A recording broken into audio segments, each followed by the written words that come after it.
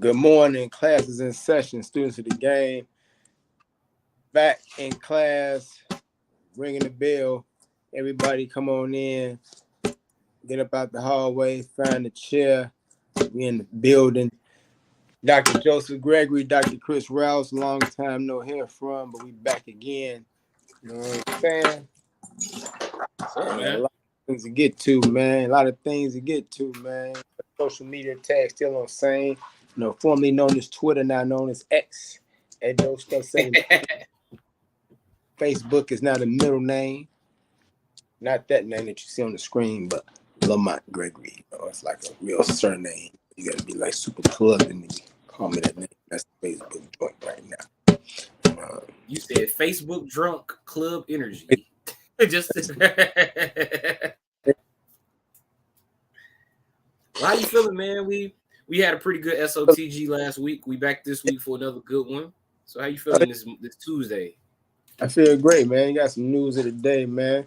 In the NFL, the Eagles made a trade yesterday up under the radar that nobody saw really. You picked up Kevin Byard from the safety from Tennessee, the former All-Pro safety, for a couple of draft picks. So that was something to look at right there.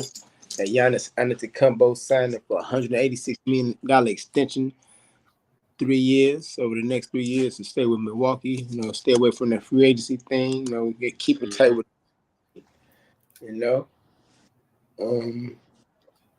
And also back in the NFL, safety Kareem Jackson suspended for the next 4 games for impeding illegal hidden violations. Had an illegal hit on Luke Musgrave on Sunday afternoon in that game between the Broncos and the Packers. He'll miss the next 4 games. I guess he's going to try to appeal that. Yeah, man. And that's what's going on. Students of the game. Don't get to that LCS. Shout out to the Rangers. Tough luck for Justin and the Astros. And man, we're gonna get into that, man, because that was a hell of a series, man. Texas got that team of destiny feel. I told you, man. I think Texas got that team of destiny feel right now. You know who I said? You know what I said about the National League. You know what's happening tonight, man.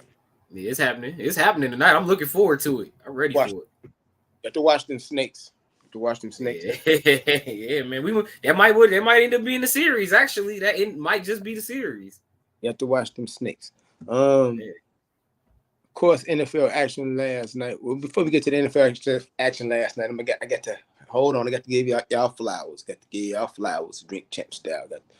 Hold on. We're gonna hold off on what happened last night with the cousins and the uncles and the aunties and them. But bare facts.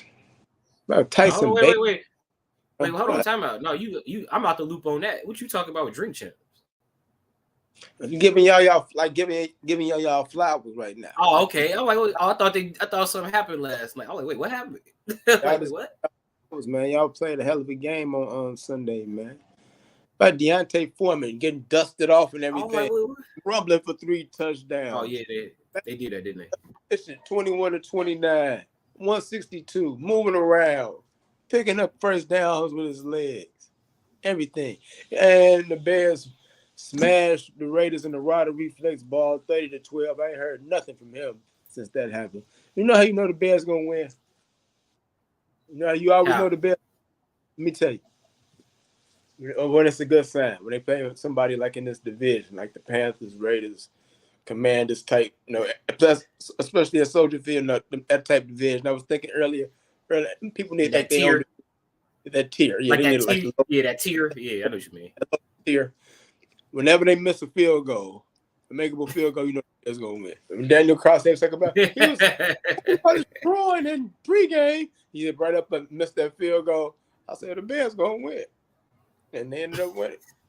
That was the seal of fate, just that missed field goal. Bears played pretty well. They ran the ball well. I came into the week thinking like, damn, how they gonna stop a player like Max Crosby and that engine, especially when they coming off a big win, beating the Packers and all that other stuff, man. How the Bears gonna respond to this, man? And the Bears responded very, very well to it. I have to say, man, Tyson Badger looked very decisive. Man, he wasn't throwing the ball really far down the field, but he was getting the ball out of his hands in the hands of the playmakers. And that's what I think the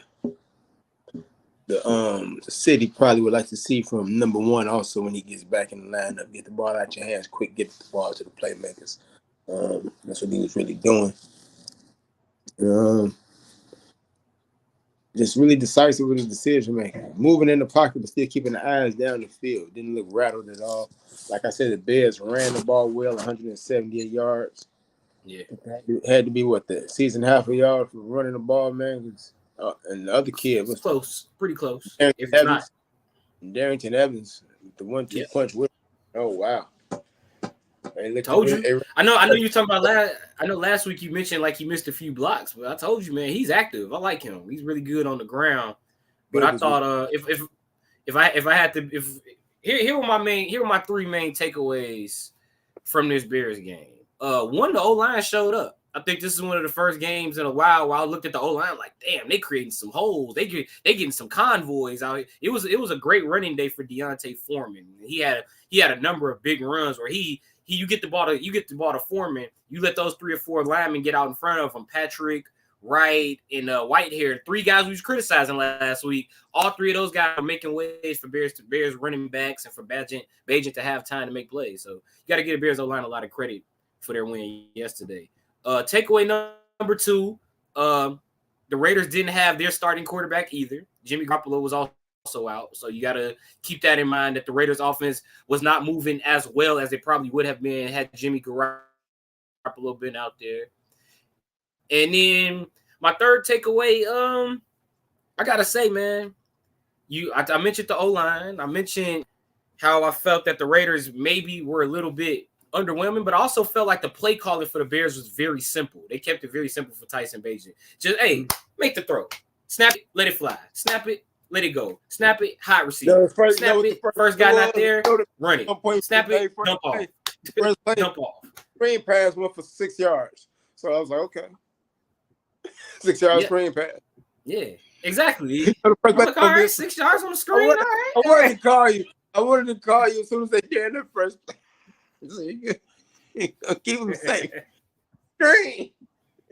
Right. Screen first. Man. We're gonna get right to Screen, it. bro. All right, let's get right to it. But hey, but it worked out.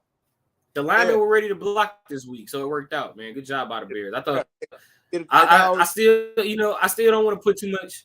I don't want to put too much into it because the Raiders didn't have Garoppolo. So 38 chance to hit the Raiders in the mouth. Come off the ball 38 times and hit somebody. And the Raiders offense, I mean, they did start off with Brian Hoyer, who I know hasn't won since he played here for the Bears, like 2018 or whatever. That long, it's 13 now. 13. It's been a while, like 13 straight losses as a starting quarterback. But whenever that happens, then the Devontae Adams ball that he can't catch down there, and all that kind of stuff started happening early. You just kind of had a feeling, man. What was your greatest takeaway? What was your main overall takeaway from the game? I know you said Bagent, but what was the main overall takeaway from the game? My main was the O-line was mine, the Bears O-line. Well, I thought as the game moved on, the Bears back end played a lot better. Like in the first half, like Adams and Myers was making some catches. I think what Adams had about 4 or 5 catches on that first drive, might have had 5 in the first half total. And when he slowed down, Jacoby Myers started picking it up on the other side. Now, the Raiders was really just shooting themselves in the foot whenever they got in the scoring range. But in the second half, you saw those guys, mainly on Jalen Johnson, who had his first, 2-pick game, pick 6 and everything. So to really make play. Quan Brisker really playing well here in his second year at safety. And so that back end really played well, I thought, for the Bears in the second half. I agree with you. Got to give them credit. Once again, for me, the O-line, I thought they finally, because every week we come on here and I say, man, this O-line, they always have problems. They did a great job. They created some convoys in that game on Sunday. So salute to them. Great job out of Bears O-line. Definitely salute to them. They definitely get a salute, man. It was good work by them. Yeah, definitely. They were not turnstileish, as you would say. They were not turnstiles. It was secret. They weren't mall cops. They were Secret Service agents. You know, shoot some. You know what I'm saying? They had their headset. You know, they had that Glock on them. You know what I'm saying? I know that's what they had on them. That Glock. Not just a little baton and a call thing like the call. Not just a little beep. It has just a little beep. But this is why I say now, I just said off the air that Sunday night, I think this is a very, very big game. You did just say that. Now you're on the road, and here's another team in that tier, you know, that should be better than you. You figure on paper that they would be way better than you, but when you play them, for some odd reason, they're just not that impressive. Talking about the Chargers, and they'll figure out a way to do something. And if you can run the ball on them like you ran it on the Raiders, you really, really have a chance. You know what I'm saying? Even with your young secondary, just because they're the Chargers, they'll do something. So, think about it. Tyson Bagent could go on Sunday Night Football on his first road start and steal a win. And you know this is going to be like Bears West at SoFi. Yep. It's been like that. It's not just them. It's the Rams too. Like, man, like what's going on? Because that's a great action place. LA to watch a game. Yeah, I was gonna say, well, I know why. LA, it's like, you know, it goes back to that old story that LA don't want either. Counted a $500 off birthday ticket and say, man, let's go out here and fly out here and watch LA and watch the Bears. What you gonna say? Hell yeah! Where do I say? Yeah. Hell yeah. I say the same thing as a Cowboy fan. What do I say? But I think this is a big game because the Bears are gonna have to start making some decisions about this future. I know Justin Fields is the quarterback and he's entrenched in that role, but they're gonna have to start making some decisions. Even if Tyson Bagent plays well and he plays, and people might look at Justin Fields like, they still might want to get this kid from USC or try to get another quarterback with one of these top picks and start over again, just because everybody think they're a genius. So I don't think it's that. I don't think it's that deep. I think it is. I think it's that deep quick, man. I think it can get there really quick, man. They need to stack some. If they stack victories with this bag of quarterback, I think more of the controversy comes on from the Fields incoming people thing, because you got to decide if you want to pay these people, and when you have quarterbacks is making. That's true, but here's my thing: like, we've done our Bears fans not tired of this. Like, is the backup quarterback the guy? No, he's never the guy. He's never the guy. Kyle Orton is probably the last time that the Bears backup was probably more the guy than the starter. That's probably the last time. Not saying but he might prove to. Is he gonna prove to Foles or to that staff that maybe Fields might not be the guy? He might try to put it on that we might need a person, maybe of the Tyson Bagent ilk, a little bit more arm talent, but with some of the same similarities and same qualities. I'm just saying I disagree. I disagree. I just feel like, if anything, this should be more of an indictment on either the coaching staff, who's supposed to be developing Justin Fields and the play calling and everything to get them better, or management, who brought all these people in, and now you're gonna try to make a U-turn halfway through it. I'm just saying. Okay. Hold on now. Here's my thing. Like, if Tyson Bagent winning one game against the Raiders is good enough to make you say, oh yeah, this is our guy, I don't think Justin Fields was the guy. I think maybe y'all thought, all right, let's try. Maybe y'all was trying to get a quick fix to, get the pressure off you. Because you got to remember, when the Bears drafted Justin Fields, we were crying for a quarterback in this city. Like, all of us were on air. Still an episode of us on SOTG during the Bears draft. How we was all, man, I don't care about the Bears, and they draft Justin Fields as new era. Here we are again talking about a backup quarterback. No, man. If you willing to give up on Justin Fields that quick, then that's more of an indictment on management and the coaching staff than it is on Justin Fields. Not after the victory over the Raiders, but the victory over the Raiders and the Chargers, you have to watch it. But you know what I will say though? I will be if he beats the Chargers. I will be impressed because that Chargers defense is not a joke. It's not like the Raiders. It's not like the Raiders with Jimmy Garoppolo out. And don't get me wrong. Don't get me wrong. I like the Raiders, man. All respect to the Raiders. Matt Crosby's great, but that defense was not getting after the Bears. They were not really getting after the Bears. Like I just mentioned how the O-line was giving the running backs convoys all game. Like, come on, man. Yeah, like, it wasn't a better game. The Raiders made a couple of plays early, but the game moved on.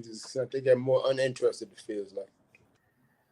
And also that one dude, Diablo, got hurt, and I think that also put them that put them one backer short too. So they kind of I think he got hurt early. Yeah, you can't underestimate that in football. Like guys getting hurt because then you have people playing out of position, especially on defense. Because then you got sometimes you have nickelbacks in there more than you got linebackers. So sometimes you need a run stopper. You got a cover guy. Yeah. I think the communication is probably the most underrated thing when you see people going to these bag ups, specifically on defense, like you said, when it comes to coverages and do you supposed to be in zone, do you supposed to be in man? If they're in a bunch, you just came in the game, who I got when they go this way, and is we handing them off? Was I'm right? Yeah. I think that's one of the bigger things that you see with the depth specifically on defense. Right. Think about it like this. Think about it like this. If you got a goal line situation, you don't want all safeties in there. You don't want all safeties in there, dog. No, you don't. No, you don't. Not at all. You got any predictions for Sunday night in California? Bears Chargers? No, I don't have any predictions, man. I mean, I'm just gonna keep watching the games. Hopefully the Bears win it. You know I love the Bears, man. But like I said, hey, salute to Bagent, but I just can't read. I can't read too much into these wins, man. And if Bagent getting these wins is enough to but enough to push Justin Fields off, off the QB1 slot, I think that's more of an indictment on the higher ups than it is on Justin Fields. My prediction is this: Chargers win, but in a close game, in a great game, and Herbert leads them down late. 27-23. But the city says, But the city continues to say, He didn't win, but they give it to Austin Powers. The duck. And remember when the Chargers played the Cowboys last week? I said, man, it's gonna come down to a late Justin Herbert interception. That's what it's been coming down to. Yeah, that's what it came down to. You can use that for a segue. We get into this dun. Come down to a late. Let's just change the name. Let's erase Justin Herbert and put down Brock Purdy. Came down to a late Brock Purdy interception, and it wasn't Purdy in Minneapolis last night for the 49ers. It's Kirk Cousins. Kirk Cousins threw past to his aunties, uncles, nephews. I know, right? Everybody left for about 378 yards. Jordan Addison went off 123 yards on 7 catches, a couple of touchdowns. And 49ers get surprised by the Vikings 22-17 and lose their second straight game. Brock Purdy went 21-30 for 272 and a touchdown, but had a couple of picks, both in the fourth quarter, both by Cameron Bynum. Wow. What's going on with the 49ers? Yeah, we know they was missing. Was right. They were in a position. Now the offense has been limited to 17 points these last 2 games. And Kirk Cousins was surgical last night. Kirk was surgical last night. 35 out of 45. He was surgical. No sacks. Let's talk about. I still think the story of this is the Niners, man. I think the story of this game is the Niners. Now, last week they lost, like a whole lot of questionable calls in that loss. They just got beat yesterday. Outright beat yesterday. Kirk Cousins hitting Jordan Addison and all these other receivers that you probably never heard of because, like, Justin Jefferson has been the main guy for years in Minnesota, but with him out, man, all these dudes in purple are shining for the Vikings, man. They getting these yards, they getting these catches, getting these fantasy points. So Kirk Cousins is doing a great job of finding all his cousins, I guess, his lost cousins. Yeah, So, and now that moves Minnesota up to 3-4 after beating the Bears last week. So they win a couple of games after looking 1-4 and looking out of it. They got a big game this weekend with Green Bay on that early Sunday slate. And that's going to be a big game to see who might be challenging Detroit going forward in this NFC North in the second half of the season. You know what I'm saying? Did you say Detroit? Did you say Detroit? Yeah, I did. I said challenging. Would a real Detroit Lions please stand up? That's the Lions I know. That's the Lions I know. That was the Lions we knew. They got torched by Lamar Jackson. His hands, the Ravens in this catching the rugby ball instead of the football in practice thing. I don't know what happened in Pittsburgh, but they found some ways to catch the ball on Sunday. Mark Andrews caught a couple for a touchdown. Nelson Aguilar made some plays. Shad Bateman made some plays. And Lamar was special all day long. Zan Campbell. Do Mark Andrews really need practice catching? Like, man, because he was catching everything on Sunday. I mean, they got this rugby ball, right? I mean, I don't know what I don't know if you stuff like that, but here, man, you're a basketball player. Here's a soccer ball. Dribble with that. You're a point guard. Dribble with the soccer ball. Then you get better. It makes that. It actually, it kind of makes sense. It actually kind of makes sense. It sounds wild, but it makes sense because the soccer ball got less air. Soccer, if you dribble a soccer ball to a basketball, got less air. So you used to dribbling with a trash. If you used to dribbling with a trash ball, by the time you get a real ball, that ain't nothing. No, use a shorty. You just be. It's hard. That you carry a little bit because you didn't know the ball messed up. Remember the ball? Remember the basketballs with the leather torn off and it turned gray? Oh, yeah. Hey, I was a shorty one. I was a shorty. Did all the alley ball right there. That's a hood ball. Yeah. But the Ravens, though, just taking control of this game. They had some struggles on offense. They let it all go against Detroit. And, this might be – it's probably going to be good. Probably going to end up being good for both teams. If you Detroit, you say, hey, you start hearing everything about how you might be this and that on the NFC level of this. And then you go out there and get your doors blown off. And Baltimore, who have been struggling against, I guess, the better competition. You can say teams that might not really be their competition. You talk about the Colts and the Steelers. Think about teams that's going to be there toward the end. And they've lost to those teams. And they look up and it's wild. They look at Detroit on the schedule coming in, playing really well. And I guess they took it personal about all the things they had heard and took them to the woodshed. They've done that. Yep, so they've done that after dismantling the Titans, So now they're trying to get that thing rolling in the AFC.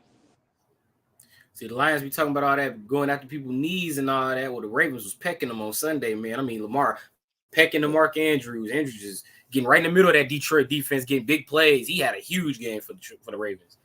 There's got to be a lot of Ravens to be pecking at a big-ass line, too, to be a whole bunch of them. Yeah, no.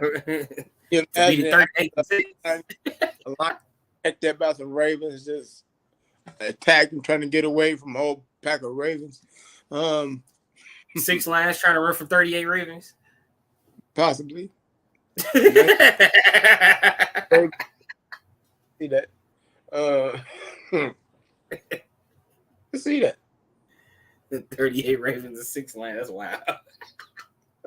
Other action, man. Whoever you got lined up in the graphic? What you got? Dolphins, Eagles? What do you got? What you mean? Who I got lined up? You wrote it. I didn't know if you went rogue on me. I'll go rogue on you. You wrote it. So who you got? 117 on Sunday night. Jalen Hurts. Got to look like his old self, except for that pick 6 in the third quarter of the deflected pass, but started to look more like his old self a little bit. Eagles ran the ball a little bit more effectively. Found A.J. Brown 10 times for 137 yards. And a lot of 4th and and the tush pushes on that last drive to keep the ball. What is with the tush push? How do you like better, the tush push or the brotherly shove? Which one do you want them to call? What's the brotherly shove? What's that? Was that Philly? There's another thing to say for the tush push. Oh man, let's go with the tush push. You want a tush push? All this tush pushing, they ain't gonna be happy to somebody butt fumble. All this tush pushing. Butt fumble. They tush push the Dolphins times on that last drive to keep the ball, even if in their own territory, instead of like the 25, 4th and inches, tush push. 4th and 1 at their own 41, tush push. They're just at the Dolphins 46, 4th and 1, tush push. They just keep tush push. Tush push. See, I have something to say about that. We'll have to put that on Madden. It's gonna be on Madden next year. You know that, right? If they don't know. You already know. It's also gonna probably be the play to get outlawed next year. The tush push has become the Wildcat. Tush push has become the one. But they're gonna probably ban that because people getting hurt because of the tush push. But what I gotta say about this game, Eagles and Dolphins, this was a hell of a game. Was a hell of a game up until, what was that, like 9 minutes left when Tua threw the pick? When Miami was driving down. Trying to find Mostert and Slay picked it off. You know what else? That was a bad throw. Yeah, the space was bad throw. Waddle was right there. That's why he was able to get the pick, because Mostert kind of had his man beat, but it was kind of like a ball that was hanging to the inside. Yeah. Slay was able to. And not only that, did like two Eagles running, like Slay ran into like one of his own men trying to get the damn pick. It was just no, like, who are you throwing the ball? Like that's a jump ball. Like, what are you doing? That's a jump ball. Like, bad decision right there by Tua, bad execution right there. And then Philly, like, they really took away the run game and put everything on Tua. And like I said, they made him hold the ball a little bit instead of just letting that ball go on time. And they really kind of shut the Dolphins down. I think the Dolphins really only scored 10 points on offense. You know what I'm saying? This being such a high-powered side of the ball, only 10 points. They did a hell of a job on Tua and them receivers. I didn't expect I know I keep saying I want to see Miami put up 40 every week, but I didn't expect them to do that against Philly. Hassan Reddick is too much of a menace. Hassan Reddick's ability to play damn near at all three levels on Philadelphia's defense. Like, that dude is just a menace. It doesn't matter. He get after you with the pass rush. He can drop back in coverage. Good luck stopping him. Single-handedly shutting down that run game early with Mostert. He just kept having them in second and long and third and long whenever they gave him the ball trying to run that stretch play. He just shut that down on that end. So, can you think of another defensive player that can play at all three levels? Like, Hassan Reddick literally could play at all three levels. Like, he can cover, he can play on the line. They start him on the D line, but he's basically an up line. He's basically an up lineman. But this dude can play at all three levels. It's a few of them. It's one of them in Texas, I know. Who, Michael Parsons? He can do that, and he can do that pretty well. I don't know if he's that. Not to knock his coverage ability, but I don't know if I see him covering like Hassan Reddick be covering. And also Dallas is another thing with Michael Parsons. Dallas DBs are. It's all about ask. It's all about asking scheme. We don't really ask him to do that. Yeah, but if it turns out he's in the spot as playing the inside linebacker and it's a running play and he has to do that, he have all the confidence in his ability to be able to do that. What's Bland's first name? Devon, right? Deron. Yeah, I like him. Cold corner. I think that dude cover. Thank you. So it just keeps getting better, and he's gonna have his on Sunday. We're definitely gonna have our hands full Sunday with the Rams, with Nakua and Cup, and what they bring to the table, and we got to be ready. So, but yeah, he's definitely on the upswing and hopefully on the road to getting better. I About the Bills being shocked by the Patriots. Shout out to Bill Belichick, 300 victory finally. 29-25. Mac Jones, hoop, Mac Jones. Mike Gesicki in the 15. Right. Who Mac Jones? 15. Mac Jones. Gesicki. He found Gesicki. He found Gesicki. Gesicki. Oh, wow. What's going on with the Bills? They can't beat the Jets. They can't beat the Patriots. They're 1-2 in the division. Yep. Man, that's tough, Buffalo. That's tough, Buffalo. That's tough. To the Patriots, and the Patriots have been struggling. Yeah. You know, they struggling. You know, they went through a stretch where they got beat 72-3 back-to-back weeks. 3, right? I like, what was it? What was that score? Yeah, 72-3. Yeah. Then they looked out in Las Vegas, and now you got them. You can't take care of this team. You can't take care of this team. My goodness. I think they were fired up. They were fired up being back home, though. I think they were fired up being back home. They had something to play for in the division. Oh, the Patriots? Yeah, the Patriots. They had something to play for in division. Play for every time you go out there, but you know, you just feel like the Bills should win this game. You got to feel like they're the better team. Feel like they're going to win the game, but they're not better on this day. And I don't know. What I'm saying is I think Bill Belichick, you know, he gave him some of that hoodie energy yesterday. You know, it's been a tough season up there in Foxborough, man. Definitely, and you had a division, you had a game, you had an in-division game against Buffalo, and you got to think about it for New England. You lose this game, you're sitting at 6 losses. Your season's probably over if you lose this game on Sunday. So for the Patriots, I think he gave them some of that hoodie energy. They went out there and said, "Yo, let's try to salvage our season." Mac Jones, who did his thing, boy. Who? Mac Jones. Who? Like I was thinking about that. I was thinking about that the other day. Like that, I don't think a lot of younger people really get why that was funny. Like who? Mike Jones. I gotta go back and dig out of Google. Like it's like you had to be there, man. You had to be there. Had to be there. Google engine, that's their fault. All this other stuff they want to do. Look at it. Check it out. Research. Look at Big Bill. Hey, salute to Big Hoodie, man. Salute to Big Hoodie, man. You got 300. Salute to Big Hoodie. Speaking of Big Hoodie, hey, the Steelers. One thing you know about Pittsburgh, Steelers gonna Steeler. Mike Tomlin gonna Tomlin. 4-17 in LA, beating the Rams. They just messing around and just keep messing around, right? 24-17. Najee Harris finally scored a touchdown.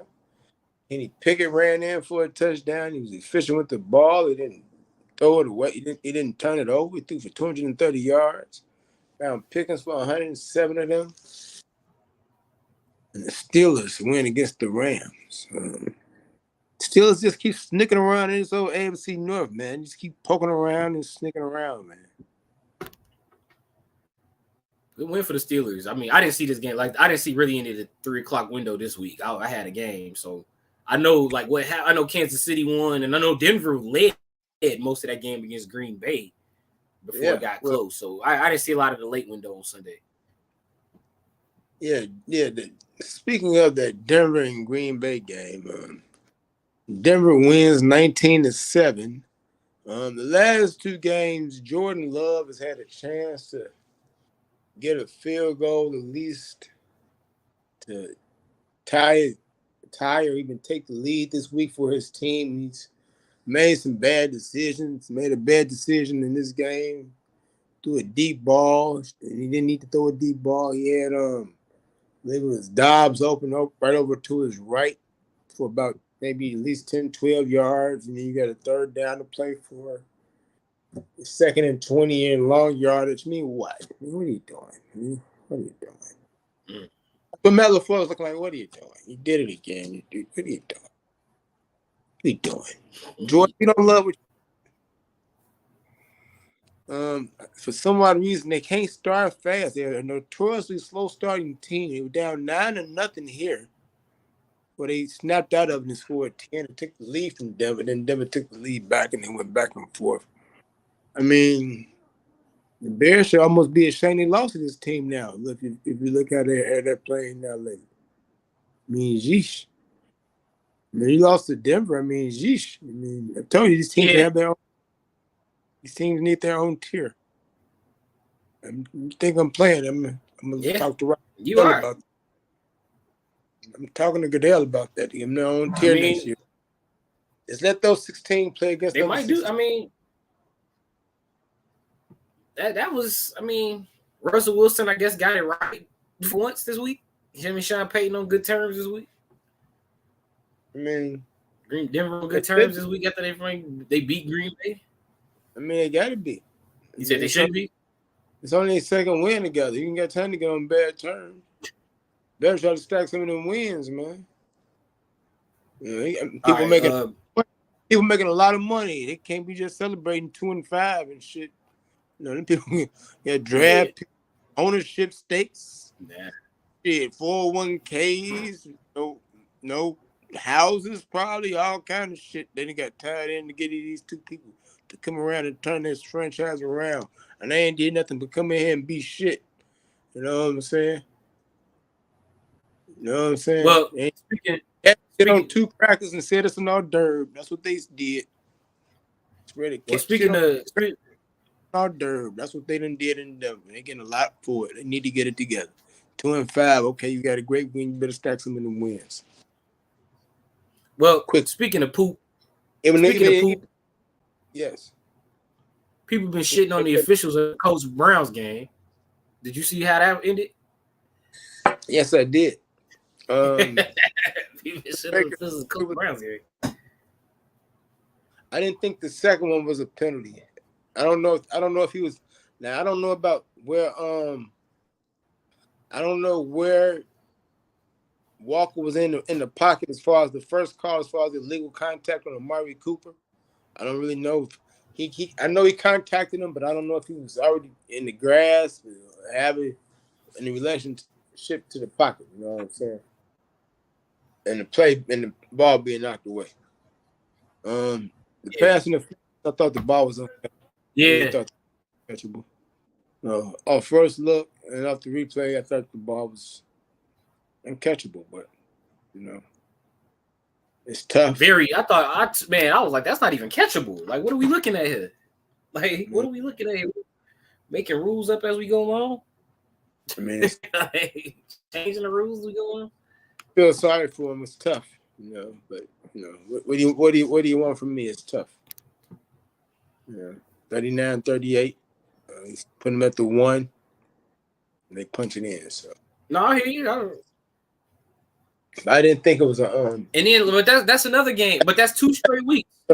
I didn't think the second one was a penalty. I thought the first one was not questionable. First one could have been, and it might not. That's 2 straight weeks. Cleveland benefited from. 2 straight weeks. Cleveland benefited from tough calls on officiating. Yeah, bad officiating down the street. Well, you know what they say? It's a thin line between love and hate. It's a thin line. If you love those calls, if you're Cleveland, even more better, you love the results that they helped you obtain. Like I said, it's a thin line. You're a coach. You're a 49er fan. You hate that you didn't get those calls. You hate how that stuff contributed to you losing those games. So putting these people at the 1-yard line for an uncatchable ball when they need a touchdown, you're going to put them at the 1. They don't need a field goal. They need a touchdown. So if you feel like you gave them the game almost. So that sucks if you're a Colts fan. And it's tough. Really tough. Like I say, it's a $2 steak, man. It's tough.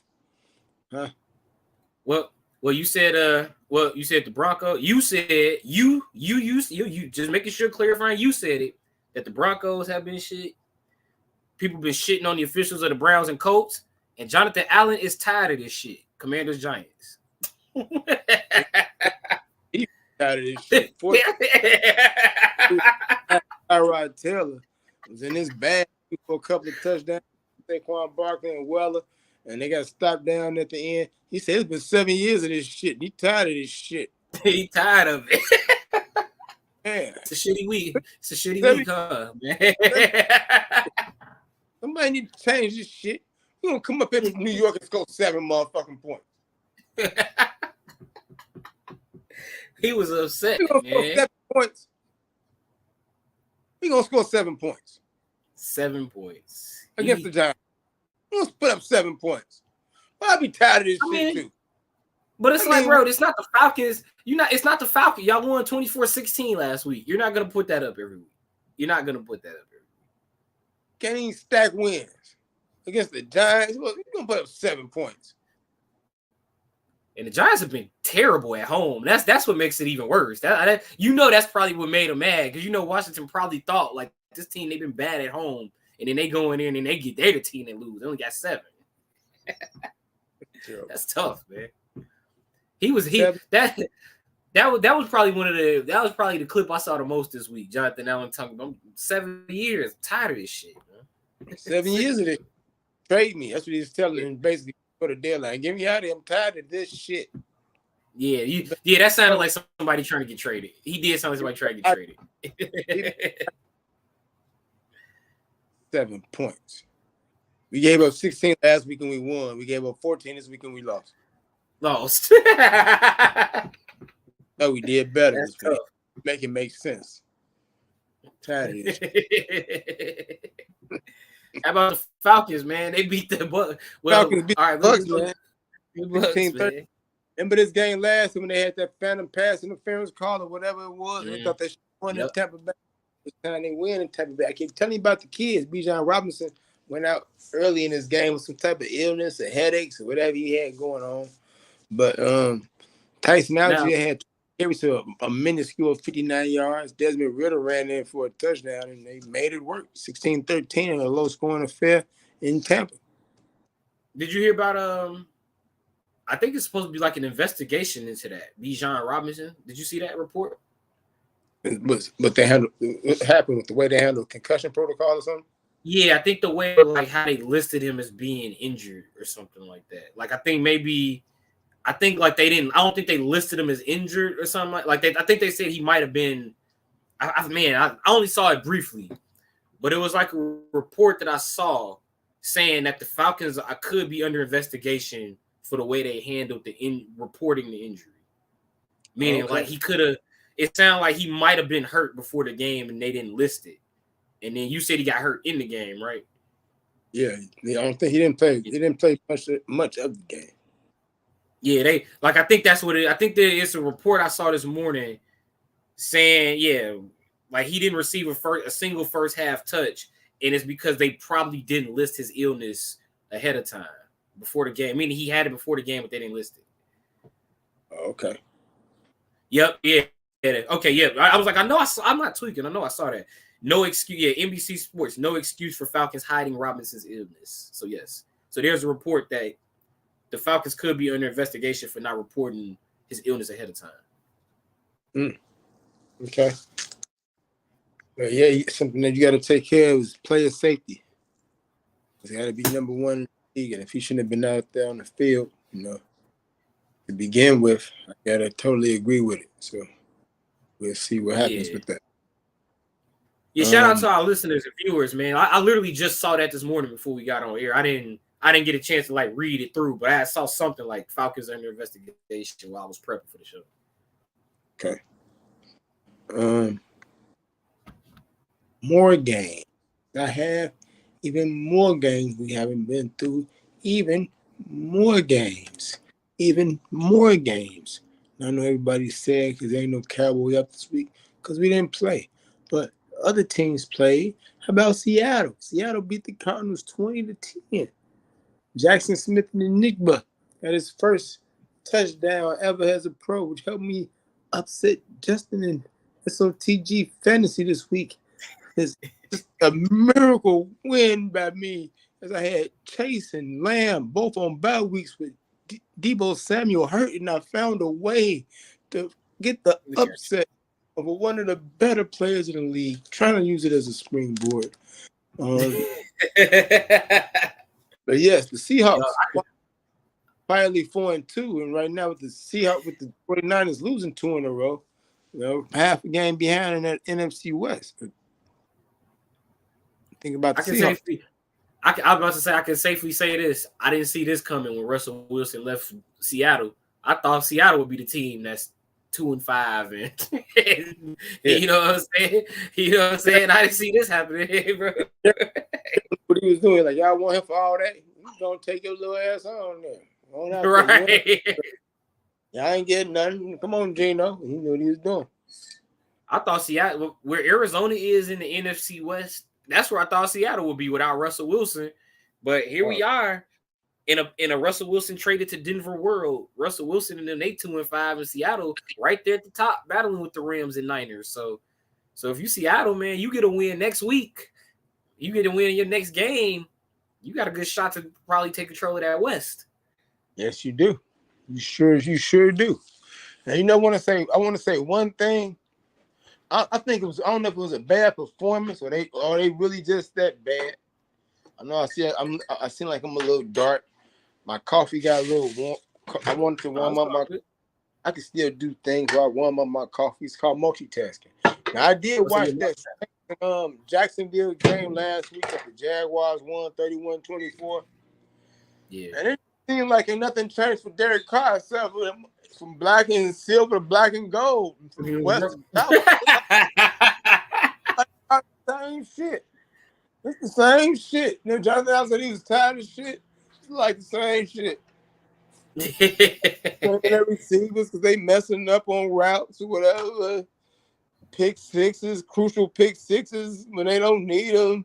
I mean, it's like the same shit. It just went from black and gold, from black and silver to black and gold.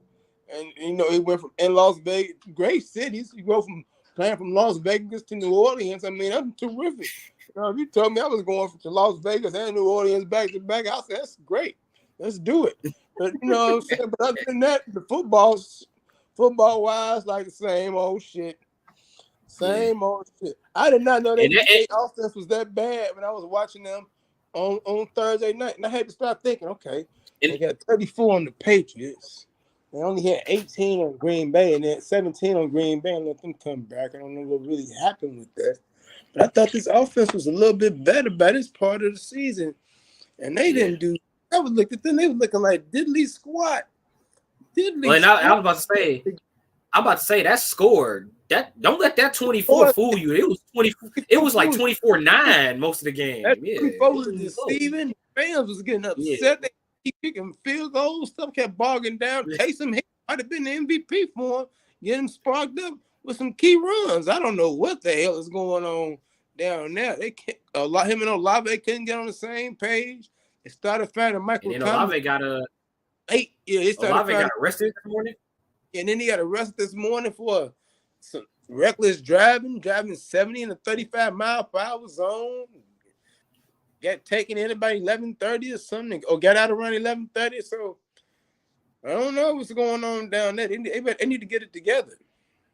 They got a pretty. But even with all that being said, Joe, they still might win the South. Might run away with that South. The Bucks have lost 2 in a row. They lost to Detroit last week before losing in the division this week to Atlanta, a couple of home games. And, and Carolina just, Carolina, you know what I'm saying? So it's going to be wild in that South. I mean, come on, man. Rookie quarterback. 7-10, 8-9. Somebody got to go. Somebody has to go to the playoffs. Remember that. 7-10, 8-9. Have we covered everybody? Playoffs ready to talk you say you're talking playoffs ready to talk some postseason? We talk some postseason? No, I got one more team. I got the Chiefs. The Chiefs are the best in the NFL. Did you know that? I think the Chiefs are the best in the NFL. 31-17. Wait. Chiefs. That's the team with that's Taylor Swift dude on it? Yeah, that's the most important thing about it. Taylor Swift and Britney Holmes are becoming great fans. And fans of their boyfriends and husbands play together, and they're friends now because they're in the press box. Jason had 12 catches the other day. This every time he caught a ball, he had by each other 12 times.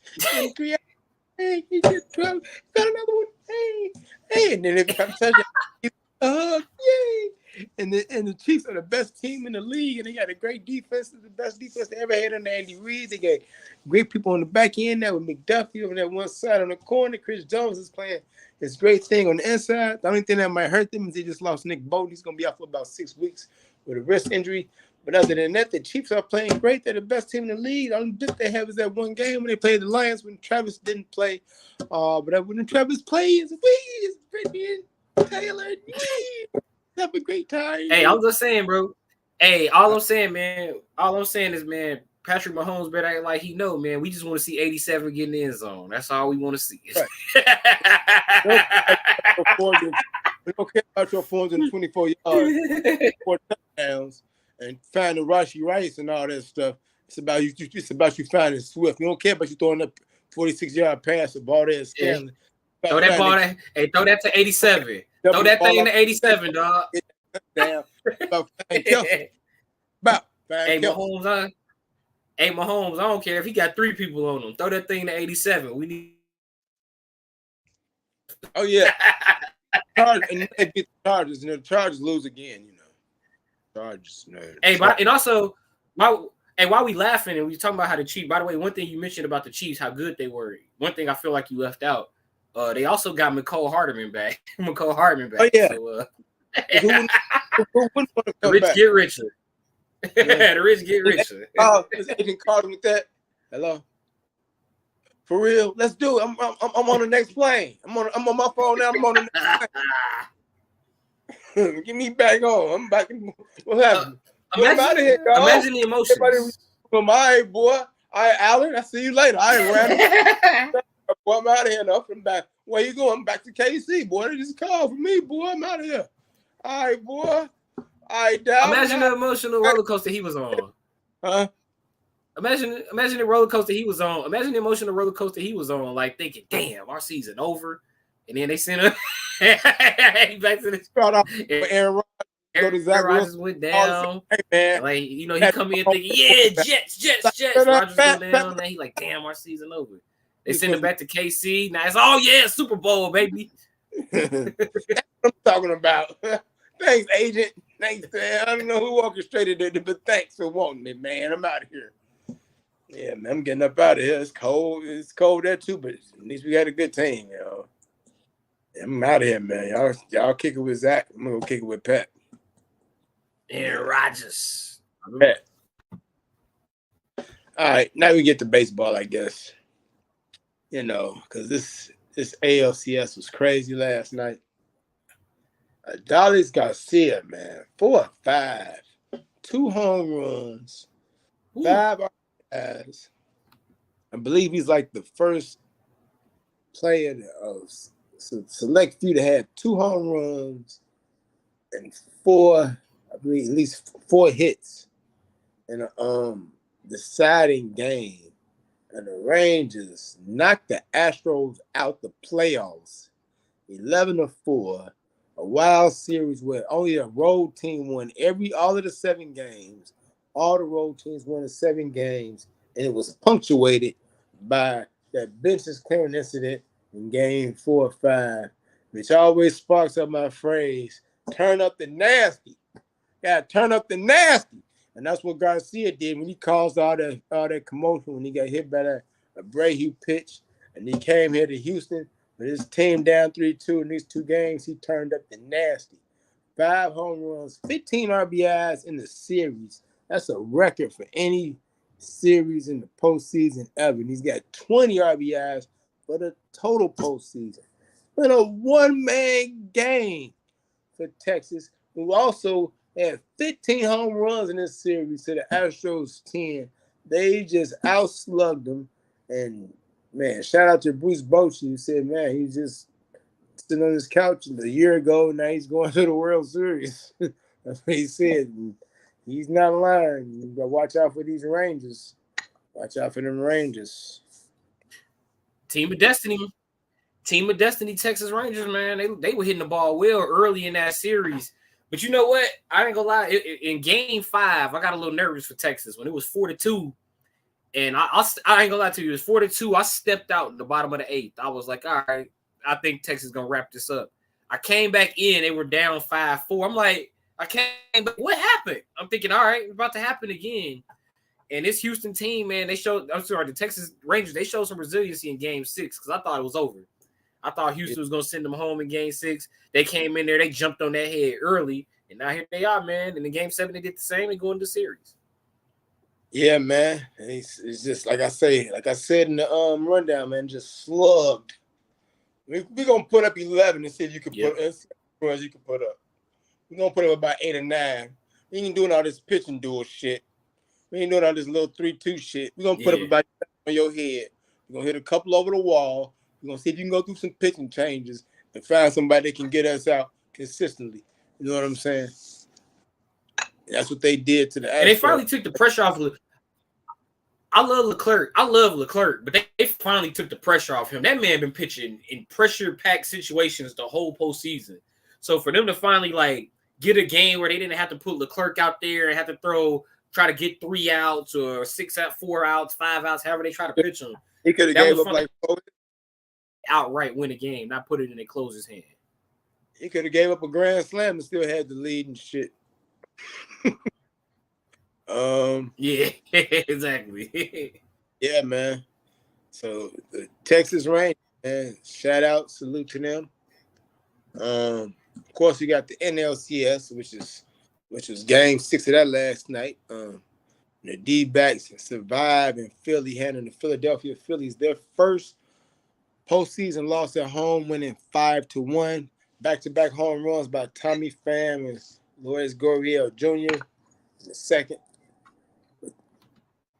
propelling the D-backs to that victory. They knocked Aaron Nola out in the 4th inning. Game 7 tonight, 7 o'clock. D-backs and Phillies.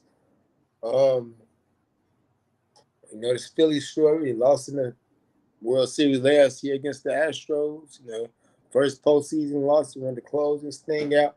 You got the D-backs who won 84 games, who barely got here, and now they're here, 1 game away. I say the Snakes is reptiles of destiny. I know you probably got the Phillies because you're going for the favorite. I don't know, but I just like something about these Snakes, man. They're resilient. Ketel Marte has a postseason streak game, 15-game hitting streak, man. And he hitting everything, coming up in all these clutch situations, man. And I just figure like these Snakes, the kind of character, the Corbin kid is just terrific, great young player as well. And I just feel like D-backs. What's the pitching matchup? Is it fought? Is it fought for the D-backs tonight? I believe so. You know who it is yet? We probably do know who it is. Fought. I don't have my thing. Where's my thing? I can't look it up. I'm gonna let you look it up. Yeah, I was looking it up, and I don't know. That's why I was asking you. I did look it up. I was like, is it fought? Who is it? Thing I did. Well, like, yeah, I think it's fought. But anyway, I think that's key. It depends on who's pitching for. No, this is their first Game 7. I believe in a long time. I think it may be ever. I think that's the crazy part about the Phillies. First Game 7 ever. And I can't wait. Right, ever since 1883. First one ever. They've been a franchise since 1883. This is their first ever Game 7. Right, that's craziness. And I think it's all about the start. You know, it's deep when the Phillies score in the first inning. They're 3-0. They don't score in the first inning. It's 0-3. So if the D-backs can, score first and contain Philadelphia, man, then maybe they can win. Maybe they will win. The keys for Arizona tonight. I think it comes down to. I think it comes down to 2 guys for Arizona. Come down to 2 or 3 guys for Arizona. Moreno, Gurriel, and whoever the starter is. Moreno, Gurriel offensively, and the starter. That sounds fair. Bryce Harper, Kyle Schwarber. All right. Big players in big games. All right, we got it. We got him. It is going to be fought. Brandon Faulk for Arizona. Suarez for Philly. And Suarez has been pitching really well for the Philadelphia Phillies. So if the D-backs are going to do it, they're going to have to overcome a very, very high pitcher in Suarez. Big ups to NHL people, man. They're doing the frenzy thing today. the hockey frenzy thing today, man. Everybody playing 32 teams, 16 games all day, man. I don't know when it starts exactly who playing in the first game. They playing afternoon games as well, but it's a hell of a thing to be happening, man. You know what I'm saying? So, Blackhawks play against. Remember when 7:30. Yeah, what's going on? Remember when college basketball used to do that? Remember when college basketball used to do that like all day long college basketball or like from 11 to 11 the next day? Yeah, they still do it. They catch you on that. Oh, they still do that? I remember the holidays around Black Friday. That. I like it. Oh man, games everywhere. Matchups that be made in a lot when they come back to about the tournament. But you lost to them and you like, they ain't showed they lose him in November. Damn. Should come back and hurt you. You lost in Mexico. Yep. About 3. You know. College basketball is weird to me because it's only good at the beginning of the season and at the end of it because it's much madness at the end. But at the beginning of the season, that's when you got like all the powerhouse matchups. Like you got the Champions Classic, you got the PK 80, you got the Maui, you got all these MSG tournaments. Like college basketball in the beginning of the season is so much fun and then you know what to expect from a lot of those teams. So it's like, hey, let's have some fun. Yeah, you got to catch it. Because you saw we in that thing right now. We get that whole where everything is going. Starting tonight, everything is swirling. Everything is in play. You know what I'm saying? Everything is in play. Everything was in play. Everything is in play. You know what I'm saying? You have when it gets to that, everything is on. You know, you have baseball, hockey, football, basketball. Everything is going. My favorite time of the year, man. Speaking of which. Basketball is ring night in the Mile High City. The Joker, not Batman. Yes, the Joker, the bad guy wins this time. Well, he's really a good guy. We talk about Nikola Jokic as he gets his championship ring tonight to christen his to let everybody know he's a true NBA star, and I am true on the NBA center thing. So y'all talk about centers, how many rings he got. Y'all can check that one and check that in with the triple doubles and the MVPs. And I got a ring, so check all that in. And the Nuggets are a really good team too, and they're like really young too, with Murray and Porter Jr. and Gordon. You know, hell, Jokic is young. Hey, the light skinned guy. Jokic's like 28, 29. Gonna win a lot of games. But will it be enough to hold off the Lakers and the Suns and the Warriors and the Kings and a whole bunch of others out west? I don't know. But like with the I help you with that. No. No. No. They're not gonna no running back this year. No running it back this year, sir. Why?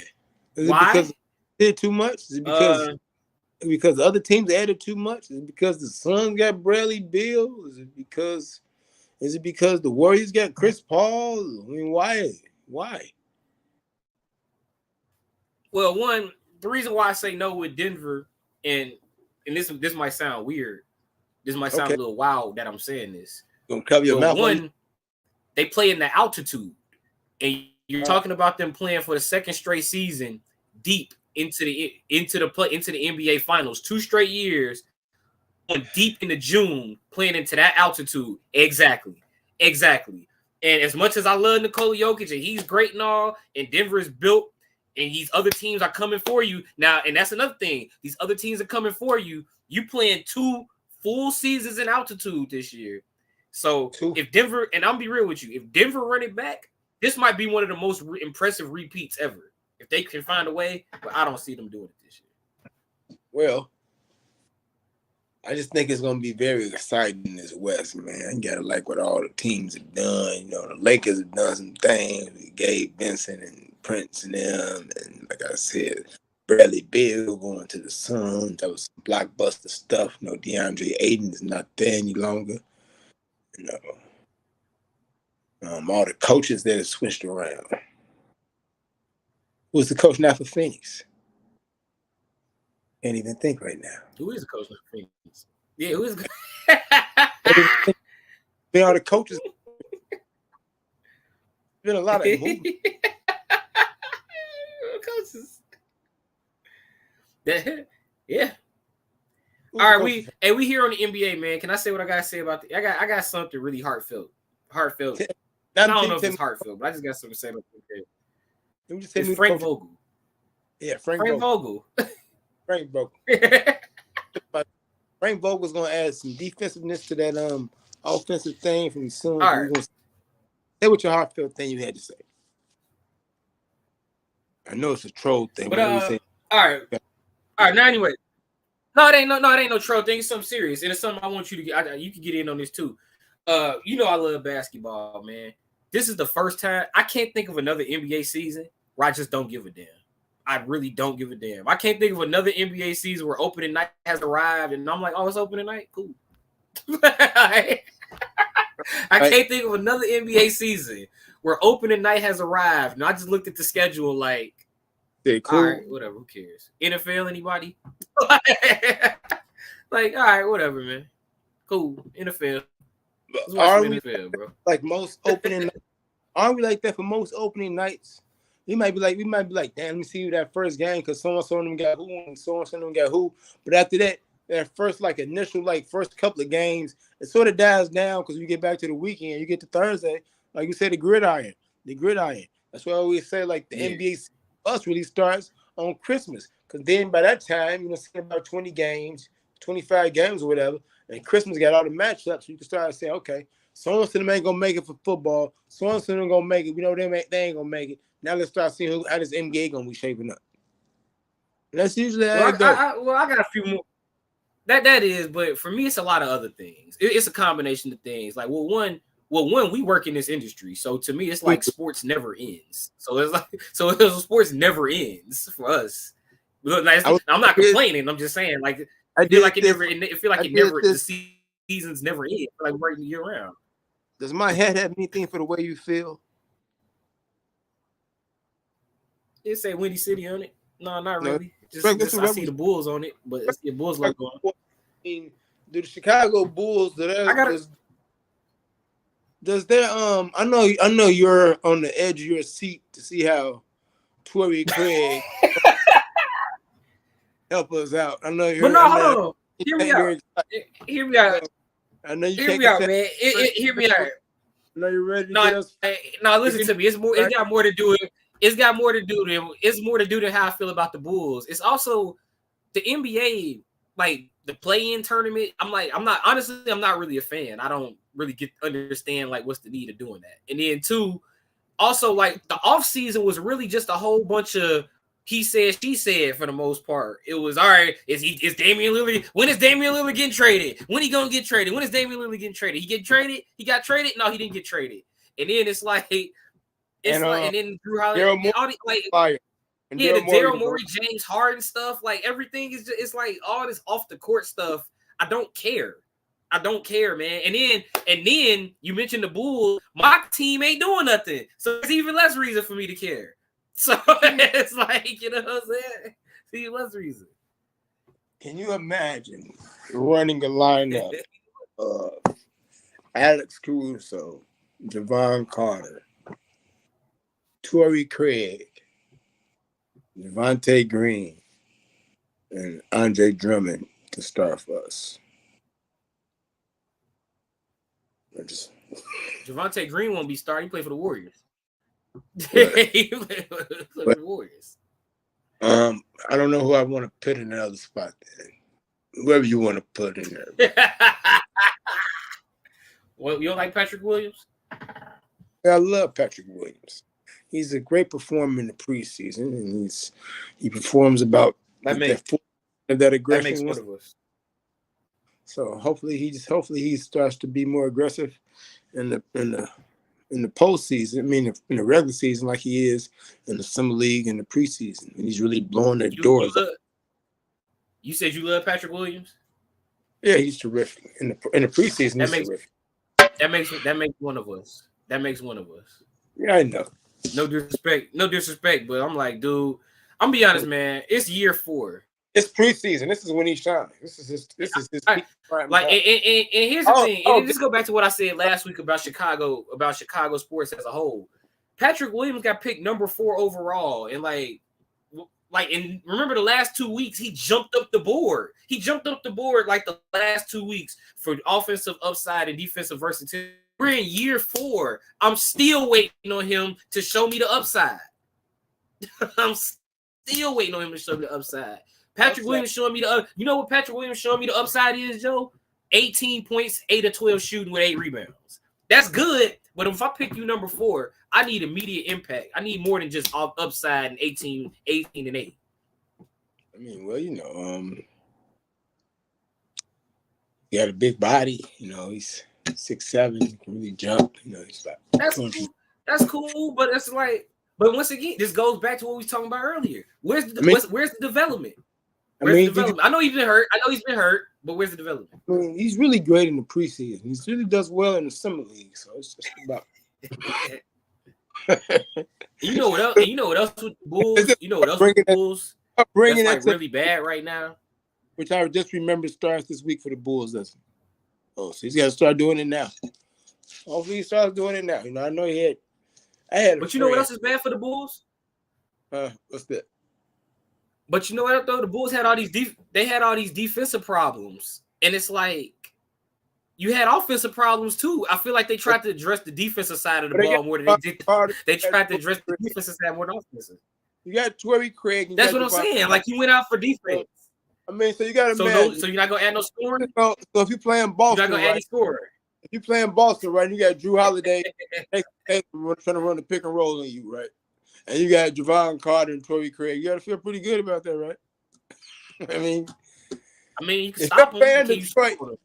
If you're playing Detroit and you got Cade Cunningham and Jay Knight trying to run a pick and roll on you, and you got Javon Carter and Torrey Craig, you know, playing against it, you got to feel pretty good about that, right?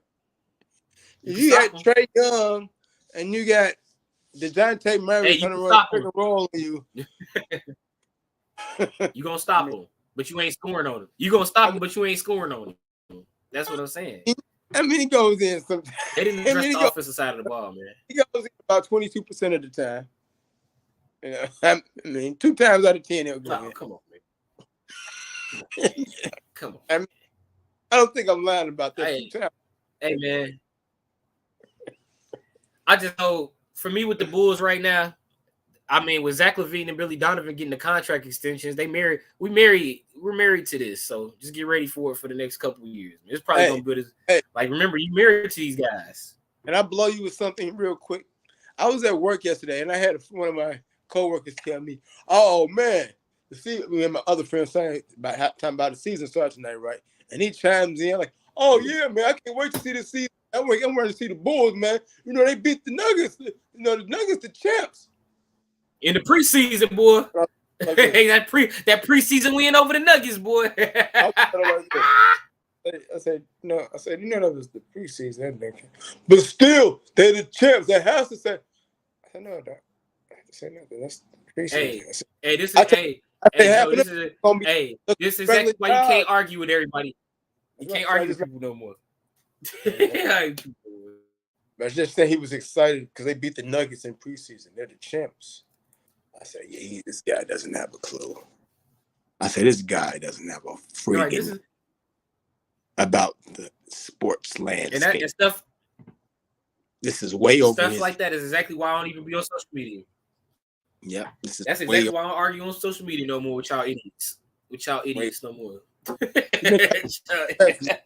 Up here talking about the West. We ain't saying nothing about this East, man. You know, you got Giannis and Dame. You got Drew Holiday and Porzingis with Tatum and Big Money Brown. We call him Big Money Brown because he got big money now. You got the Heat really won it last year. You got Harden ain't reported to camp yet. And Embiid's the MVP candidate. Like, well, I don't know what James is doing. And then you got a lot of other teams like Brooklyn, like they might want to try to do something. Cleveland, like they want to do something. The Knicks is always right up in that thing. So, how you feel about the East? You know, the Bulls in the East. You know, we playing, shorty. You know what I'm saying? We gonna be right in that. Hey, let me tell you something about the Bulls, man. And let me ask you right now, is that what you really think play in for the Bulls? Is that what you think play in for the Bulls? Yeah, too good to rebuild, too bad, not well enough to retool. So you think they're gonna be a 7 or 8 this year? Maybe between 7 and 7 10. or 8 shift for the Bulls. It's always close, it's that 40. I ain't gonna lie to you. 41 and 40, whatever. I got the Bulls. 42, 40, something like that. 42 and 40. Yeah, that's exactly what I got. 42. I got them doing a little better. 41 and 41. 47 and 35. 47 and 35. 47 and 35. 43 and 39. Somewhere in there. I could see them being somewhere anywhere in that 6 or 10. Man, they murder if they kill it. It'd be 42 and 40. You'd be like, damn, the Bulls cold. 42 and 40. Anywhere through that 6 through 10. Yeah, the Bulls is the Bulls. Anywhere through that 6 through 10. Hey, is the team that's going to eliminate the Bulls on the screen right now? Is the team is either of those teams will be the team, or either of those teams will be the team to eliminate the Bulls? I'd probably be one of the play-in teams that eliminate the Bulls. Might be Toronto, some damn body. It'd be one of the play-in teams, Brooklyn or somebody or something. They won't even get that. They won't even get. Well, let me ask you this: Who got the best green out east? Then is it Boston or is it Milwaukee? Who's got the best green out east? Who's gonna win the East this year? Which green are you buying? The green from Boston or the green from Milwaukee?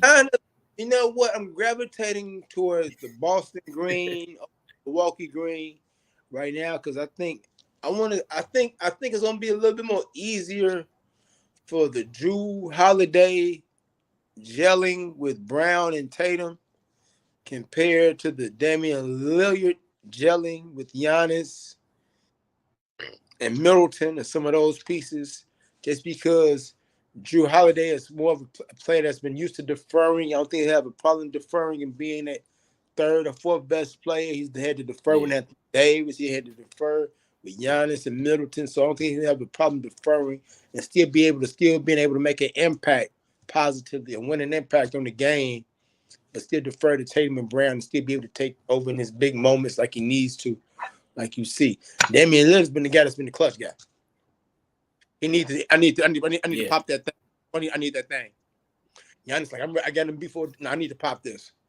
It's fourth quarter. So he's got to give Milwaukee. I feel like how long does Milwaukee get to learn Dame time and where exactly he wants that ball and exactly how he needs to come off this screen and where exactly we need to set this screen at. When on the clock we need to set this screen. All that thing that helps make Dame time. Because those are the little details and everything that's going to help make Dame time. What if he get double? What do you want to do? And all this stuff. So I want to see that little, I think this, so early right now, I would say Boston, on that gelling. Who's the coach for Milwaukee? All right. Adrian Griffin. Yep, Adrian Griffin. Let me say this about Milwaukee. You asked how long will it take? It'll take a year. I don't think they'll win the East this year. I think it usually when we see these teams that make the team that make the big offseason move usually doesn't win the first year anyway. Usually take them a year or two if they ever get there at all. So for Milwaukee, I think they'll be the next in that line. I think it's a loaded Milwaukee team. I could see if you're asking me to pick between Milwaukee or Boston, I'm going to pick Milwaukee because I honestly think Robert Williams, that's a trade that having to part with Robert Williams, that's a bigger part to that trade than anybody else really realized. Because guarding Embiid, who's guarding Giannis? Yeah, because you got Al Horford, and yes, he did good against Embiid, but he's still getting old. Hey, we ain't none of us getting younger, man. That's all I'm saying. So he can still play, but ain't none of us getting younger. Age for Porzingis holding up health wise for 82 in the playoff, and being there, being able to play there, and being available in that big moment. As they get down in the playoffs or whatever, it's gonna be the big thing I think for Boston, especially with like you said, with Rob Williams gone.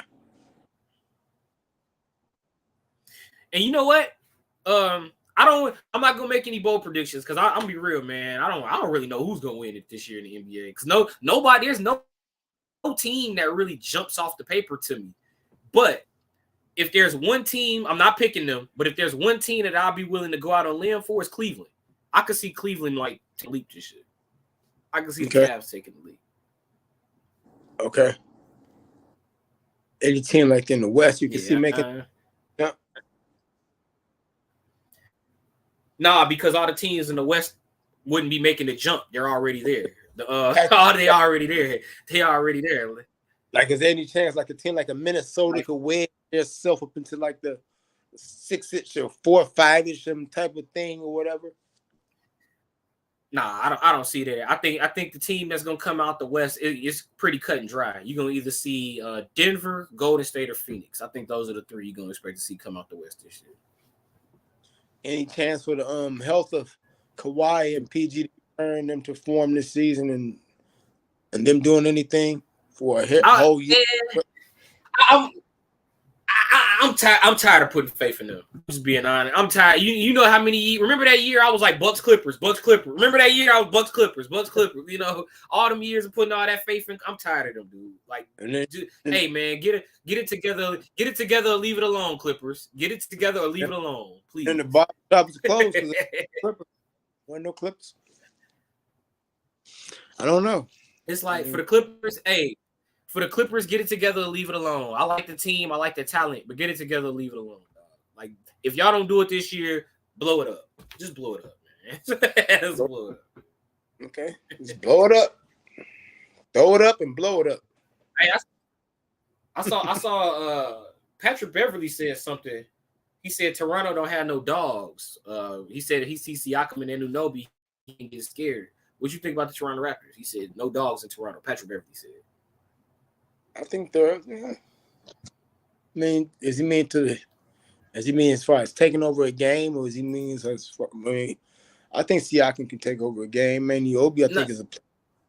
No, I thought he can be a dog, but he hasn't. I think he meant like he felt like that team. And he's also saying this after they beat him in the playing game. After they basically whooped the Bulls' ass through the regular season, but the Bulls did come back and win that playing game. So I guess that's why he's saying it. But I'm interested to see how they develop this year without Nick Nurse as their coach. But Anunoby hasn't been. No, Siakam has to be I guess now by seniority of everybody leaving, he's going to be the person that has to carry the burden for that team. He's going to be the go-to guy on that team because Barnes and Anunoby are still well talented, but still pretty young. So, I mean, to the dog level, I mean, I don't know. I mean, like I said, he's saying that after the Bulls beat them in the playing game after they basically walked the Bulls all fucking regular season. So, playing game. Patrick but I don't Beverly, know. Maybe he meant like that's why they haven't been back since Kawhi left. I don't know. I don't really know. I mean, I didn't hear the contest. You know who the hell Kawhi Leonard is? The Spurs ain't been back left either. Spurs have been back at that. Hell. Kawhi fucking Leonard. Clippers ain't been back that far since he been hurt. Clippers ain't been back that far since he been hurt. Kawhi Leonard. They keep making it to the first round or barely the second round, and they can't get past the thing because he's not available. It's crazy. We'll see. I don't know. I just can't trust the Clippers, man. Like, get it together, leave it alone. I don't like the Clippers, and you know I love Russell Westbrook, man. But it's just all those injuries, and that's another thing. The Clippers put good rosters around these guys, like because they still get good playoff runs. They develop Terrence Mann. They get good runs out of these. They get good rosters around Kawhi and PG. It's just when they're not there, what are you gonna do? Man, you can't. You need your stars. And you're going up against everybody got big threes. Now you're going up against a Booker and Durant like you was last year. You needed them other people. Yeah. We haven't said a thing about LeBron and the Lakers yet. So we got anything to say about the Lakers? Are going to be terrific. I think. Depending Gabe Vincent, Taurean Prince. I know I'm missing somebody else that they picked up that I can't think of right off the bat. But Austin Reeves, man. Austin Reeves, Darvin Ham, second year as a coach. And how many games? Yeah, Austin Reeves, that's who they got. You ain't knowing? Somebody else on the front line, right? Somebody else on the How front many line? what? Somebody else they picked up on the front line to go with AD that I can't think of right now. I think They got big AD. I mean, how many See, you're games are not you even going? ready for the NBA season, man. How many games are going? How many games are you going to get the real AD? They got Christian Wood. Yeah, see, that's somebody. That's not somebody really. You know, he kind of disappeared for Dallas. I thought he was going to be a better fit in Dallas. We'll see how he works out in LA. But Hey, by the way, man, salute to real quick, salute to all this NBA G League flavor on the Lakers, man. A lot of these dudes on the Lakers, bro. If I haven't seen them in person, like if I haven't called their game, I've at least seen them on the bench. Like Gabe Vincent, I did one of his games when he was on Stockton a few years ago. Jared Vanderbilt was with us at Windy City a few years ago. You and I were working at Windy City when Christian Wood was there. Like damn, all these. I'm looking at the roster. Who's that was in the G League on the Lakers now? Mm-hmm. Developed. Some of them make a lot of money. Some of them still and cheap, which you need when you got a team with LeBron James. Jackson Hayes. That's the player I was thinking of. Jackson Hayes. That's what I was trying to think of. I knew they acquired a big man to play. Jackson Hayes should allow Anthony Davis to play freely because this gives them the goon that they didn't have. When Anthony Davis had to do all the dirty work, play Jokic and stuff, play Bam and stuff, play good centers and stuff. Now you had Jackson Hayes. I think that's Christian Wood. I think the combination of Christian Wood and Jackson Hayes. Christian Wood almost reminds me, going to be similar to Anthony Davis, a little bit slighter in build. You know what I'm saying? You know, good weak side defender, but what happens? You get a good post guy that to go in on him. Here's the thing about the NBA: there's not a lot of great post guys anymore because they're all gone. You know, besides Jokic, and Embiid, and maybe a couple others. Who the hell you gonna be worried about in the middle like that? It's all about rebounding and being able to defend the pick and roll when the guards start doing all that shit. So, Jackson Hayes is gonna help that. Hey, by the way, I love that basketball is going to. I hope you got all these guys. You got to be able to do everything. You can't just be out there. You got to do everything. Yeah, you'll start to love it more as the season starts to go along, Chris. What's up? You'll start to love it again as the season goes along. Yeah, man. You know how that go. I right now I just don't care because it's like not excited. Like you said, man. Once the games get going, I'll be in a better mood. See a couple of highlights. I'm also, like I said, when somebody get crossed over and dunked on, and we work in sports year round, man. Yeah. Steph Curry hit a few threes. You back in the swing of things.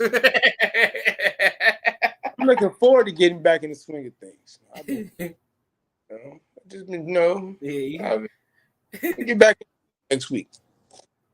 No, hopefully I'll be back in the loop next week at this time. You say what? I'm looking forward to getting back in the loop. We will be next week. No, I'll be back in the loop. No, I heard that. I just hear what you said about next week. Yeah. We'll be back next week. I hear you. Hey, man, I just want to see a few Steph Curry threes in another Bulls championship. That's all I want. Well, it might be a while, but we probably got closer. I'm going to get to Steph Curry. That's what Steph Curry threes. He can help you out. We just gonna try to stay. We don't just try to stay not disappointed. We just gonna try not to be disappointed. Just try to. I mean, what would that be for the Bulls? Just not. What would disappointment be for the Bulls? Missing the playoffs? Like, because I'm not really. Even if they make that, I'm like, all right, cool, you made it. What would disappointment be for missing the playoffs? Be disappointment for the Bulls? No. Yeah, because it's like I feel like they're in purgatory. I'm asking you, would it be right? Because it's purgatory. Right now, the Bulls are in purgatory. Like I say, too good to rebuild, too bad to retool. They're right in the middle. They're just they can't be lottery. They can't blow them up. Yeah, they're just right in the middle. Everybody gets a $200 million player. We got our extension player already. Everybody got their extension piece. We got ours. Everybody else want one. got an old veteran that's making a lot of money that scores a lot of points when they go out the door. So the last time the Bulls was in purgatory like this was when we had Wade, Rondo. When we had that Wade, Rondo, Jimmy Butler era. This is the last time the Bulls in purgatory like this. Where they just kind of sitting right in the middle. Yeah, right. Sitting in the middle. Stuff. Playing. Like they fucking do go to the fucking playing game. That's why I wouldn't be upset if they missed the playoffs and they get a top lottery pick. Stop picking 8th and 9th and even mediocre in the lottery picks. Bad mother. Every great sports podcast had their own theme music. That's ours. James Brown and the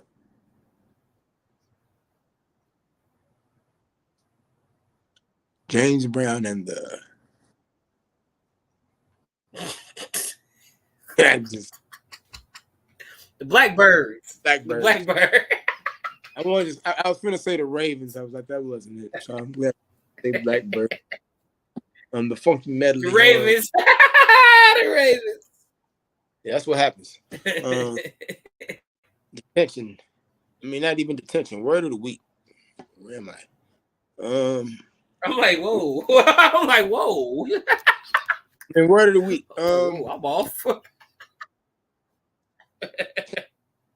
Championship is my word of the week. Cause I mean, you're like the best in your sport. So the Rangers deliver a championship performance, not the baseball championship. Tonight, we're going to have the National League Championship game between the D-backs and the Phillies. It's going to create a baseball championship. And tonight, the Nuggets get awarded their championship rings. It's what we all play for. It's what everybody hopes for when their season starts. Especially if you got a team that you think got a chance, is to end up with a championship. This championship leads to legacy. It's the parades. You celebrate. You say, nan, nan, and nan, nan, people's face. And say that you was the best for that year. So the championship. What everybody's trying to obtain. Any sport, championship. Having a legitimate chance for a championship. It's the word of the week. Champion. Title. Yeah, title. You want to feel entitled? Get a title. Floor is yours. My word of the week. All right. My word of the week for this week is business. I was about to say business. Business. Stand on your business, mind your business, handle your business. Yeah, business, busyness, all of that. Bussiness, however you want to say it. Bussiness. No, it's business. But stand on business. Stand on your business, mind your business, handle your business. Business. And your business. Because I'm trying to get down to business as we get into the sports season. We got the sports vortex going. It's time to get down to business. Gold Stars. Bill Belichick, 100th victory. It's a milestone, coach. I know you've been having a tough time this year. That's a great thing, great accomplishment. 300 wins, never easy to do that. Shout out Hoodie. Good job, Hoodie, man. Shout out Hoodie. Adalis Garcia. I mean, whenever you get 15, whenever you do something ain't nobody else done, man doing big things right now. I'm sorry, Justin, but that man was a one-man gang, man. 15 RBIs in a series. Run for hits in the deciding game. Once they hit that man turned up the nasty. I keep saying you got these baseball players and things get amplified. What happened last week? What we was talking about? Attaboy Hart, he aired their ass out. This time they hit Garcia ass ball. They got to knocking that shit over the wall. And, celebrating a lot last night. So you got to worry about these players. You wake up these agitated baseball players right now. They'll lose your baseball a lot and tell you about it. So looking forward to a hell of a World Series. Be whoever making between the Phillies and the D-backs against those Texas Rangers. So they slugging right now, man. Sight and Seager hitting shit out the park.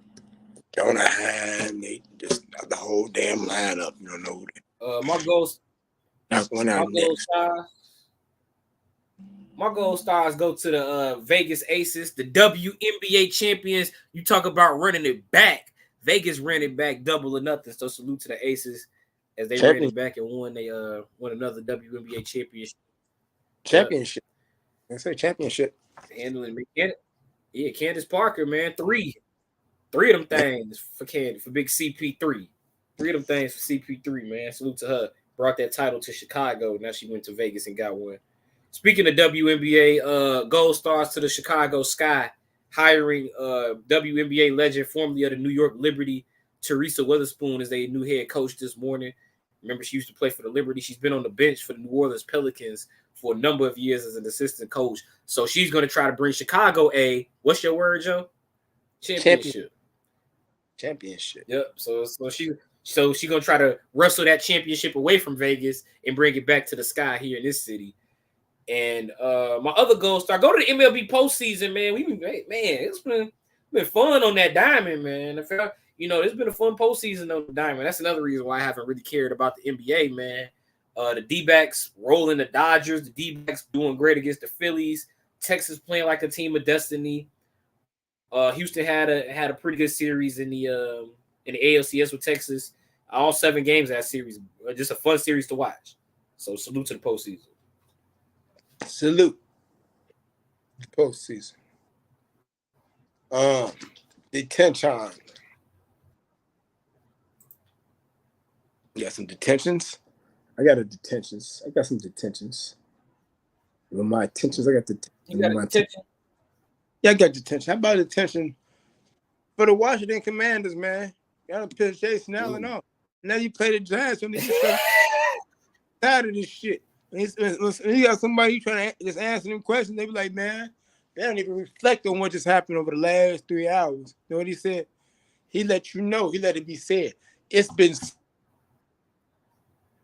7 years. He ain't say nothing about the last game. It's been 7 years. I'm tired of this shit. I came from Alabama, man. Y'all told me all this stuff. I was going to be a major cornerstone. I was going to turn it around. The defense was going this. We was going that. We going to have an explosive offense. We got this. We got that. It's 7 years. I'm tired of this shit. You ain't seeing none of this. 7 points against the Giants. One drive, huh? 7 points. Tired of this shit. I would be too. And the umpires.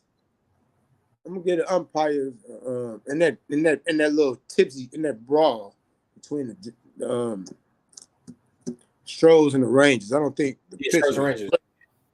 I don't think he should have been ejected. You gotta be looking at the situation sometime. I know it's heated. I know his home runs have been hit. But you gotta look at the situation also here. First and second. It's men on first and second, and it's like a 4-2 game or whatever. Ain't nobody trying to hit nobody right now. I'm trying to get inside with a fastball. I'm not trying to say. I can see if the game was 5-0 in the 7th. You know what I'm saying? Like it's down there over with, but the game's still close. So I don't think he should have been thrown out, but he probably got thrown out because after the brouhaha started, he started threatening people. Probably had to kill him. But don't have any more detentions besides that. I almost want to give one to the Saints offense. You want to give one to Foster Moreau had a chance to catch that ball. I don't know if he got his steps wrong, but he missed the ball. Then he went on the bench. And he put his head down like this, and he really took it to heart. And he didn't catch that ball, and they lost 31-24. As Derek Carr was just cursing out people all day. What are you doing? So I was talking to Lovin. What are you doing? Bad. That's my detention. Me and you kind of on the same boat, man. I'm going with the NFL officiating, man. I'm not a fan. The NFL officiating lately has been very bad, and especially specifically in the 2 Cleveland games the last 2 weeks. The game against the Niners with the bad call with 2 receivers meeting at the same time on a defensive play, the hit on the defensive receiver, and then the call last night, on Sunday, that cost the Colts against the Browns. Also, some of the interpretation of some of these rules, like me and my dad, we watch games together, and sometimes we have some debates, and we be talking about the face guarding debate. I know the Bears got hit for face guarding on Sunday against the Raiders, when really the DB is chasing the receiver down the field, he looking at him, and right before he turned and looked back, he just happened to put his hand up and knock the ball down. just great timing, but PI because you didn't turn and look back. And I'm like, is that really a penalty? Like, I'm trying to turn and look, and I just didn't have time to do it. Like, so you penalize him for being too good, right? The ball, right? I got the ball, so no look knockdown. Exactly. No look knockdown, right? Exactly. Put my hand up and I hit it, right? I'm looking at you, and I get it, and I totally get it, like player safety. But some of those rules, I'm like, so you penalizing them for being good? Like, you penalize them for timing it out perfectly? Like, it's not really a penalty. That's just talent. That's talent. That's not a penalty, dog. That's talent. Kind of talent, bro. Got the talent. And so NFL officials, I mean, I understand they probably just trying to call it to the letter of the law, but some of the rules, I'm just like, you really penalizing the dude for being too good. So detention for that. Some of the interpretations of the NFL NFL rules in detention. One more gold star I wanted to point out. Utah, good win for Utah. The Utes, they beat USC on Saturday. I watched that game. That was pretty good. That was a great finish. Walk-on quarterback. I can't think of his name. Barnes made a last play, a last run to get him in field goal runs was scintillating. Before we get out of here, I'm going to stop and give out prayers and condolences to the Georgetown women's basketball family and losing their coach, Lisa Buggs, age of 41, lost her 2-year battle with breast cancer. Prayers and condolences. Hold on. I got you, bro. That's Tasha Butts, the head coach of Georgetown. Tasha Butts. Tasha Butts passed away at age 41. They said she had a 2-year. They had said she had a 2-year-long battle with breast cancer. So unfortunately, cancer is just one of those things that I've lost a number of people myself, and so it's just one of those month also. Yeah, exactly. So it's just once again that deadly virus again just running rampant in this world. So, so prayers and condolences to the family of Tasha Butts and the Georgetown Hoyas family. Also, Hoya up. I know that's what they said on Twitter. Hoya up. So Hoya up for the Georgetown Hoyas this season. Tasha Tough. Yeah, Tasha Butts. Tasha Tough. Yeah. Yeah, Tasha Tough. The campaign. Yeah, Tasha Tough. I know I saw somebody say Hoya up too, though. I swear I saw that somewhere too. Hoya up. Say Tasha. Yeah.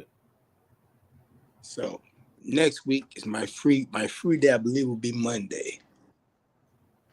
So hopefully I'll be in a good mood.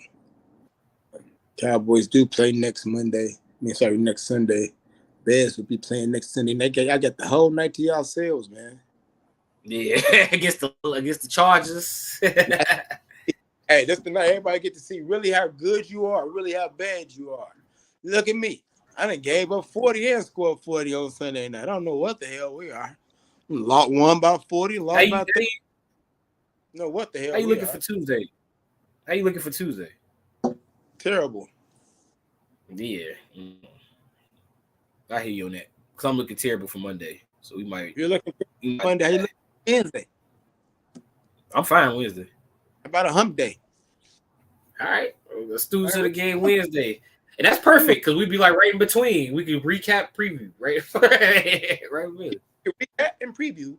And we can recap and we can precap and we can review. Exactly. Preview, recap. We'll have a hump day. So we'll have another class for y'all next Wednesday on hump day. A hump day is first, baby. So first.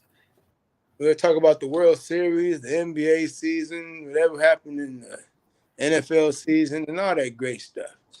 So for Dr. Chris Rouse, I'm Dr. Joseph Gregory. Thank whoever was in the chat and tuned in. I don't know who was in attendance. You didn't tell me.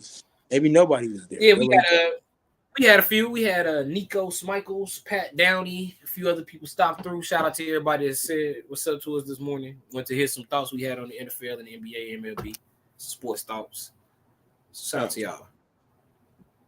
Well, peace. See y'all next Wednesday.